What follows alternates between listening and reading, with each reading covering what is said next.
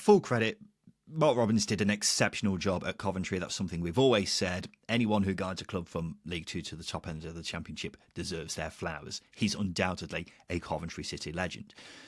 But his stock has taken an absolute battering over what was probably the worst season of his career as a manager, or at least in the last decade anyway.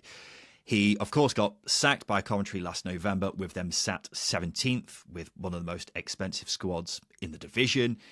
But perhaps more worryingly is how he got on at Stoke afterwards. Now, you mentioned everything there, Justin, about how there are definitely problems at Stoke. You're absolutely right there. He was coming in after a pretty woeful spell under Narcis Balach. And the reason why I have him ranked so lowly is because Stoke didn't really improve when he came in. In fact, in terms of the underlying data, they're actually worse than they were under Balach. They eventually managed to stay up, but were sort of just hovering above the bottom three under Robins. Now, ultimately, I think Robins has got a fair few questions to answer now, but the two that stand out the most to me are these. One, can he be a success at a club other than Coventry, where everything was kind of built around him? And two, can he be a success without his long-time assistant, Eddie Vivesh? Because it may not be a coincidence that everything's got a bit Pete Tong since those two fell out.